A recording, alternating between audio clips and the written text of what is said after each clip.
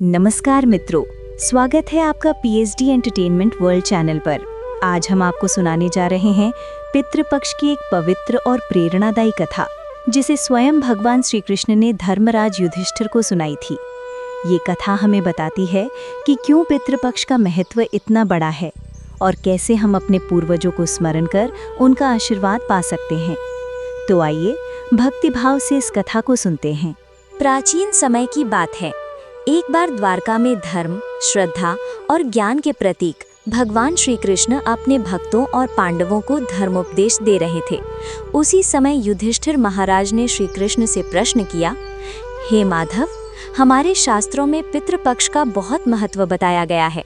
कृपया बताइए कि ये पक्ष क्यों मनाया जाता है और श्राद्ध का इतना महत्व क्यों माना गया है।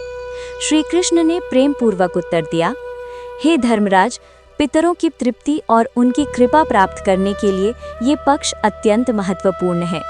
इस पखवाड़े में जो श्राद्ध, तर्पण, पिंडदान और ब्राह्मणों का सम्मान करता है, उसके पितर प्रसन्न होकर संतति को आशीर्वाद देते हैं। मैं तुम्हें एक प्राचीन कथा सुनाता हूँ, जिससे इसका महत्व स्पष्ट हो जाएगा। सतयुग में विदर्भ देश के एक पराक्रमी और धर्मात्मा राजा करंदम रहते थे। वे अत्यंत दयालु, सत्यवादी और प्रजा का पालन करने वाले राजा थे। परंतु उनका एकमात्र पुत्र विधि विपरीत मार्ग पर चल पड़ा। वह अहंकारी, लोभी और विलासी स्वभाव का था। राजा करंदम ने जीवन भर धर्म और दान का पालन किया था, परंतु पुत्र की दुर्वृत्ति के कारण मृत्यु के बाद वे पितृलोक में शांति न पा सके। उनके पूर्वज भी जो मोक्ष की इच्छा रखते थे, इस कारण मुक्त नहीं हो सके। एक दिन राजा करंदम के पितरों ने यमलोक में यमराज से प्रार्थना की कि हे धर्मराज, हमारे वंशज श्राद्ध और तर्पण नहीं कर रहे, अतः हमें जल और अन्न की प्राप्ति नहीं हो रही। कृपा करके हमारे वंशज को समझाने का कोई उपाय कीजिए। यमराज ने देवर्षि नारद को भेजा। नारद मुनि उस राजा के पुत्र के पास पहुँचे और बोले, वत्स, तुम्हारे पिता और पितर पितृलोक में कष्ट पा रहे हैं।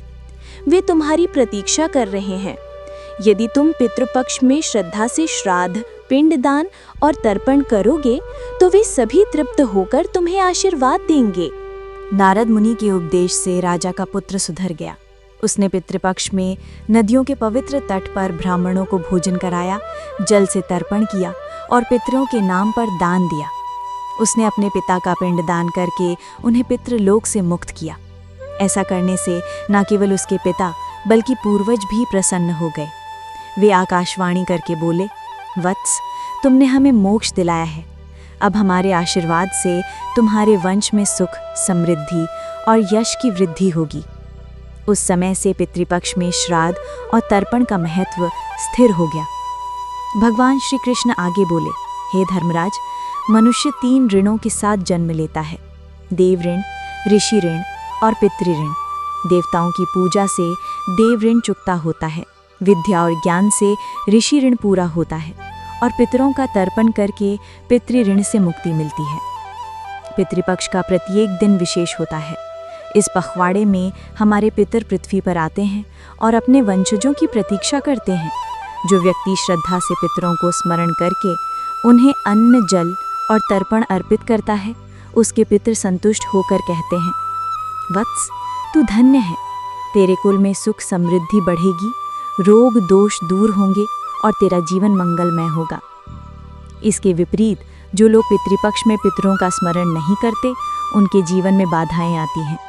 पितर उनसे नाराज होकर उन्हें पितृदोष का भागी बनाते हैं।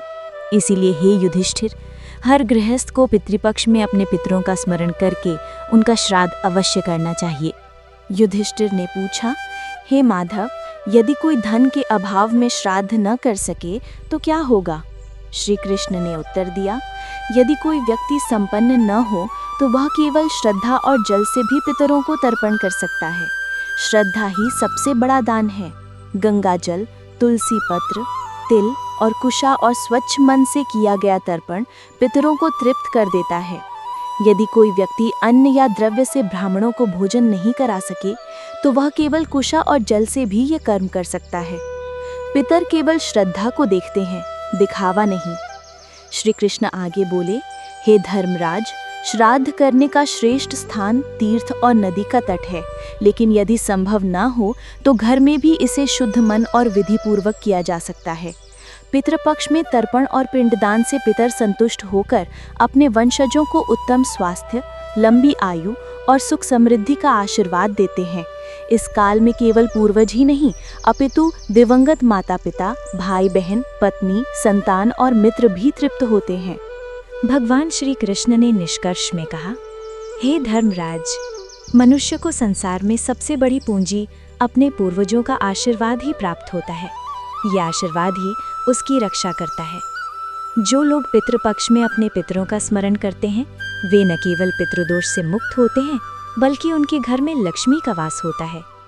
अतः पितृपक्ष में प्रत्येक व्यक्ति को श्रद्धा और प्रेम से अपने पितरों का स्मरण करके उन्हें अर्पण करना चाहिए। ऐसा करने से न केवल पितर तृप्त होते हैं, बल्कि देवता भी प्रसन्न होते हैं और जीवन में शांति और समृद्धि का वास होता है। इस प्रकार श्री कृष्ण द्वारा सुनाई गई पितृपक्ष की ये कथा सभी को प्रेरणा देती है कि हम अपने पूर्वजों को श्रद्धापूर्वक याद करें, उनके ऋण को स्वीकार करें और श्राद्ध के महत्व को समझें। मित्रों, पितृपक्ष केवल एक धार्मिक परंपरा नहीं, बल्कि अपने पूर्वजों के प्रति हमारी कृतज्ञता व्यक्त करने का मार्ग है। श्रद्धा और प्रेम से किया गया ये छोटा सा तर्पण भी हमारे पितरों को प्रसन्न कर देता है और हमें आशीर्वाद प्रदान करता है। यदि ये कथा आपको अच्छी लगी हो तो इसे अपने परिवार और मित्रों तक अवश्य पहुंचाएं। वीडियो को लाइक करें, चैनल को सब्सक्राइब करें और कमेंट में जय श्री कृष्ण लिखकर अपने पूर्वजों को स्मरण करें। धन्यवाद। फिर मिलेंगे एक और प्रेरणादायी कथा के साथ।